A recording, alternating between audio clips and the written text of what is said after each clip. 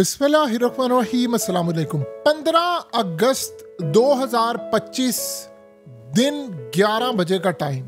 तारीख की सबसे बड़ी मुलाकात होने जा रही है पुतिन और डोनाल्ड ट्रंप की अलास्का में। अलास्का के बारे में ये बात आप अच्छी तरह समझ लें कि अलास्का कभी रशिया का हिस्सा हुआ करता था और रशिया ने उसको 1867 में बेच दिया।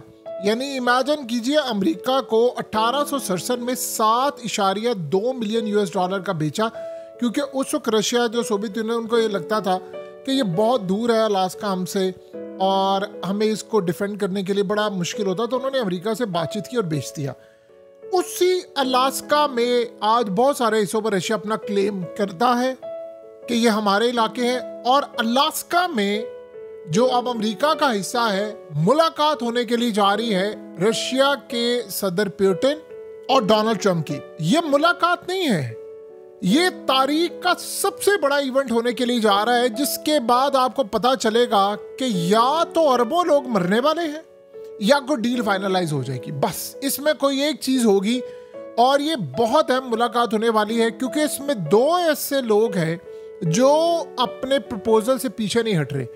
देखिए, डोनाल्ड ट्रंप को झुकना पड़ेगा, उसके पास दूसरा कोई रास्ता नहीं है, क्योंकि रशिया ने इस वक्त जो काम किया है, जो इंडिया ने काम किया है, जो चाइना ने काम किया है, इन्होंने परखच्चे उड़ा दिए हैं अमेरिका के, और अमेरिका को इस बात की समझ नहीं आ रही कि करेंसी यूएस डॉलर इस वक्त खतरे में है, मुझे उसको बचाना है। ये असल में करेंसी यूएस डॉलर को नहीं बचाना, उसको अमेरिका की एम्पायर को भी बचाना है। सो लिहाजा अब अमेरिका की एम्पायर को बचाने के लिए उसके पास कोई रास्ता नहीं, क्योंकि इस वक्त ब्रिक्स की जो करेंसी है वो लॉन्च होने वाली है, वो पायलट प्रोजेक्ट में आ रही है। उसके बाद ये ऑयल, गैस, कमोडिटीज, ये सब कुछ ट्रेड करने के लिए जा रहे हैं। और इस वक्त सूरत हाल ये है कि जो स्टॉक मार्केट का इस वक्त हाल हो रहा है, कभी अप है कभी डाउन है, इतनी ज्यादा फ्लक्चुएशन है कि अमेरिका के अंदर बिलियंस ऑफ डॉलर्स के शेयर्स इस वक्त बिकना शुरू हो गए। उन्होंने कहा कि ट्रंप का हमें पता नहीं, मुलाकात से पहले तो मार्केट राइज करेगी। एक जरा सा भी झटका हो गया। देखिए, इस मुलाकात में अगर तो पुतिन को कन्विंस करने में कामयाब हो गया ट्रंप, तो चले समझ आती है। अगर कामयाब ना हुआ तो फिर उसके बाद ऑरिशनिक मिसाइल होंगे और अमेरिका का लैंड होगा और चीजें होंगी। आपको पता है कि डोनाल्ड ट्रंप ने ये बड़ा काम किया कि उसने पहले न्यूक्लियर सबमरीन्स रवाना की, और उसके बाद उसने कहा कि हम ये काम करेंगे, फिर हम हिट करेंगे, और इंडिया पर टैरिफ भी लगाया।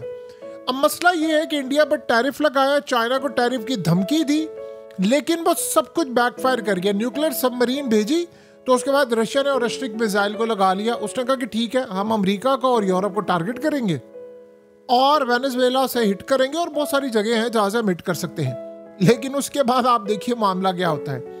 उसके बाद की सूरत हाल तो बड़ी अजीबोगरीब है कि इंडिया पर लगाया टैरिफ। उन्होंने सोचा कि रशिया और ये सारे मामले इंडिया गिर जाएगा पीछे। उन्होंने कहा जी हम तो पीछे हटने को तैयार नहीं है।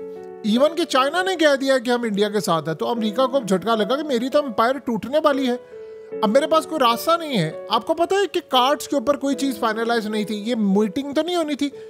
आज डेज कंप्लीट होने के बाद रशिया पर टैरिफ लगने वाला था, जबकि जिस दिन टैरिफ लगना है उसी दिन मुलाकात होने के लिए जा रही है। तो डोनाल्ड ट्रंप के तो पैरों तले जमीन निकली है, लिहाजा उसने इनवाइट किया है पुतिन को, क्या है मुलाकात करे। और देखिए, मुलाकात का एजेंडा पहले से तय है। अगर ये मुलाकात होती है और इस मुलाकात में ये जंग बंदी होती है, तो वो पुतिन की टर्म्स एंड कंडीशन पर होगी, क्योंकि इस वक्त रशिया ने बहुत सारा इलाका जहां पर अमेरिका ने मिनरल्स की डील की थी, वो तो इनके हाथ में है। फौजें उनके अगले एरिया में दाखिल हो चुकी है, मिसाइल वो मारे, बमबारी वो कर रहे हैं। तो अमेरिका के पास अब कोई रास्ता नहीं है, और जिस तरह वो तनहा हो रहा है, उसके खास तौर पर यूएस डॉलर को खतरा है। इसमें आपको एक चीज समझना पड़ेगी, इंडिया का जो रिएक्शन था और चाइना का जो रिएक्शन था, उसने अमेरिका को बहुत ज्यादा मुसीबत में डाला है। इंडिया का जो रिएक्शन था, जिसमें उन्होंने कहा, जैसे मोदी आया, उसने अगर कहा जी मैं तो नहीं झुकूंगा और मैं हर कीमत तैयार हूं पे करने के लिए, ये ट्रंप के लिए बहुत बड़ा झटका था। ब्राजील भी खड़ा हो गया, साउथ अफ्रीका खड़ा हो गया, और पुतिन भी खड़ा हो गया। और उसके बाद जो चाइना ने रिएक्शन दिया है, जिस तरह उन्होंने इंडिया का दिफा कर रहे हैं, वो उनका मीडिया, उनके एनालिस्ट, उनके लोग, सियासतदान, चाइना की ऑफिशियल्स, एम्बेसीज जिस तरह इंडिया का दिफा कर रही है, जो उनका मीडिया कर रहा है, जो आर्टिकल्स लिखे जा रहे हैं, डोनाल्ड ट्रंप ने कभी सोचा भी नहीं था कि एक टाइम ऐसा आएगा कि ये लोग दिफा करते हुए इतने लेवल पर चले जाएंगे। सो लिहाजा अब सबसे बड़ा मामला ये है कि देखिए, एक तो ये जो एरिया है वो शॉर्टर ट्रैवल है पुतिन के लिए, उसने अगर जाना हो। सो लिहाजा इस वक्त सबसे अहम सूरत हाल यहाँ पर ये पैदा होने वाली है कि पुतिन ने अपने लवाजमत, देखिए एजेंडा सबको पता है, ट्रंप असल में ये चाह रहा है कि मैं वहीं पर बैठे कोई डील फाइनलाइज कर लूँ और उसके बाद ये जंग बंदी हो जाए। लेकिन सवाल ये पैदा होता है, जो सबसे अहम सवाल है, कि क्या इसके चांसेस है जंग बंदी होने, क्योंकि इसके बाद अगर ये मीटिंग नाकाम होगी तो फिर नहीं होगी, फिर ये दुनिया के अंदर आखिरी जंग छिड़ेगी।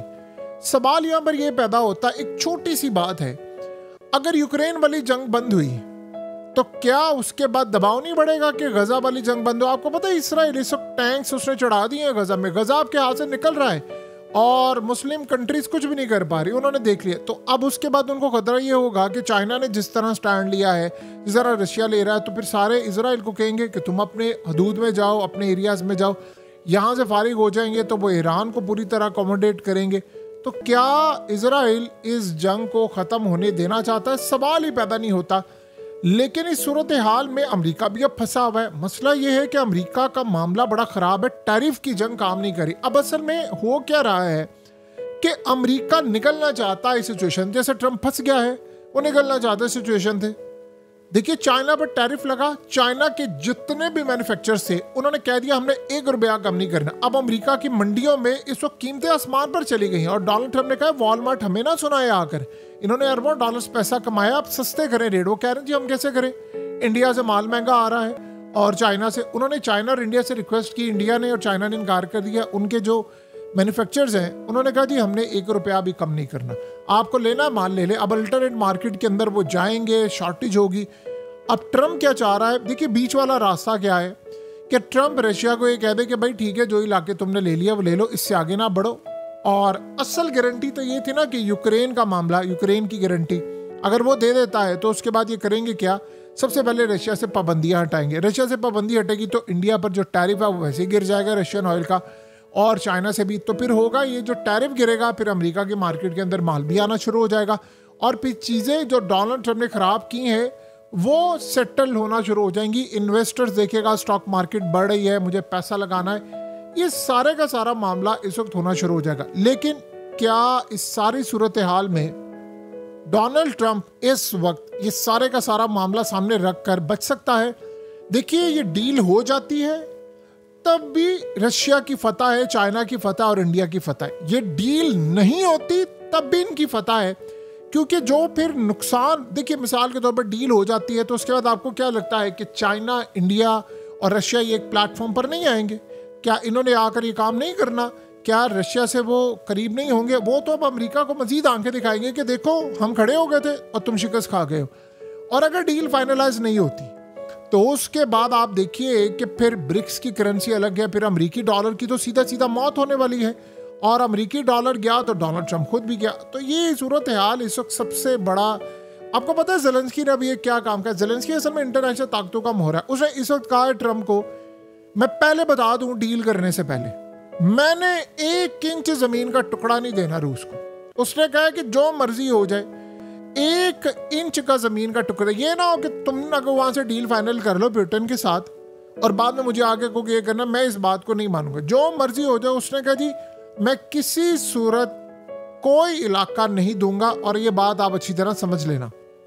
अब यहाँ जो सबसे बड़ा मसला पैदा हुआ है, आपको पता है कि अमेरिका के इंटेलिजेंस एजेंसीज ने एक रिपोर्ट जारी की है, वो बड़ी हैरानकुन है। और हो सकता है कि इसमें सदाकत भी हो, क्योंकि अमेरिका झूठ बहुत ज़्यादा बोलता है, लेकिन ये बात बेहतर लगती है। अब वो डील क्या है और रिपोर्ट उसमें क्या आती है कि ईरान इस वक्त रशिया से अपसेट है और वो कह रहा है कि देखो अमेरिका जिस तरह हथियार दे रहा है, इजराइल को चीज़ें दे रहा है, तुम ये प्रोवाइड क्यों नहीं करे? हमारे सब्र का पैमाना लबरेज हो रहा है, हम तुम्हें ड्रोन्स दे रहे हैं, चीज़ें दे रहे हैं, जो चीज़ हमें चाहिए वो तुम क्यों नहीं दे पा रहे? अब पॉसिबिलिटी है कि अमेरिका के इंटेलिजेंस इदारे गलत इन्फॉर्मेशन फैला रहे, जो उनका काम होता है। लेकिन अगर आप देखा जाए तो ये बात बिल्कुल ठीक भी है। ईरान को जितनी सख्त ज़रूरत इस वक्त रशिया की है, जैसे अमेरिका मिसाइल देता है, जैसे उसके लिए लड़ता है, रशिया को भी वो काम करना है। तो इस सारे सूरत हाल में अगर ये जंग बंदी हो जाती है तो आप बताइए क्या रशिया फिर अपने वो मिसाइल, वो डिफेंस सिस्टम ईरान को नहीं देगा? तो क्या इजराइल ये सारे का सारा काम होने देगा? नहीं, इजराइल खुश नहीं होगा। और अब ये देख, ये मुलाकात के बाद अगर याद रखेगा डील नहीं होती तो बस आप समझ लें कि उसके बाद ये जो जंग होगी वो एशिया में, मिडिल ईस्ट में, यूरोप में, साउथ चाइना सी में, अमेरिका के अपने यूएस मेनलैंड तक के जाएगी। फिर ये जंग नहीं रुकने वाली। फिर आप जो मर्जी कर ले, दुनिया को जो मर्जी कहानियां करवाते रहे, ये हो जाएगा वो हो जाएगा, जंग नहीं रुकेगी। बाकी सारे के सारे काम रुक सकते हैं। बहरहाल 15 अगस्त सुबह 11 बजे दुनिया की तकदीर का फैसला होने के लिए जा रहा है।